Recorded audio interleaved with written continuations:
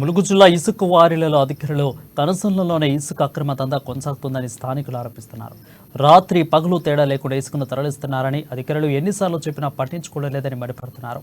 ఇసుక అక్రమ దందాతో ప్రభుత్వ ఆదాయానికి కోట్ల రూపాయలు రేసింగ్ కాంట్రాక్టర్లు గండి కొడుతున్నారని ప్రజలు చెబుతున్నారు. ఇక మైనింగ్ శాఖ, ఇరిగేషన్ శాఖ, విజిలెన్స్, రెవెన్యూ శాఖల దృష్టికి తీసుకెళ్లినప్పటికీ తాత్కాలిక తనిఖీలు చేసి చేతులు దులుపుకుంటున్నారని స్థానికులు చెబుతున్నారు.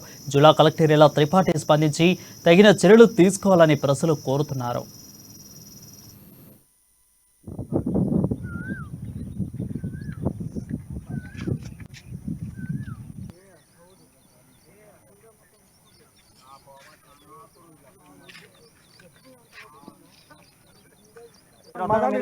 మా దాంట్లో కావద్దు అంటున్నా కదా. ఎందుకు మా దగ్గర ఎంక్వైరీ టీమ్ ఎంక్వైరీకి వచ్చిన ఎంక్వైరీ చేసుకోండి. మీకు ఆన్లైన్ కదా, మీ పని మీరు చేసుకోండి. మా ఫోటోలు ఎందుకు ఇస్తారు? తీయొద్దని రూల్ మీకు చెప్పండి. సీసీ రూల్స్ ఉంది, చూపెట్టండి. మా కాపీ మీకు చూపాల్సిన అవసరం లేదు. మరి ఎందుకంటే మీరు అంటారు మరి తప్ప మాట్లాడాలి. మేము మంచిగా మాట్లాడుతున్నాం, కరెక్ట్ ఆఫీసర్ తో మాట్లాడాలి. ప్రకారం తీయొద్దండి. ఎందుకు తీయొద్దు సార్? కళ్ళ ముందు ఇంత డెప్త్ తీస్తారు కదా, దానికి మీ రెస్పాన్సిబిలిటీ ఏంటి సార్? డెప్త్ ఇప్పుడు మీకు సాక్ష్యాలు కావాలి కదా, మీ కళ్ళ ముందే ఉంది కదా, చెప్పండి సార్.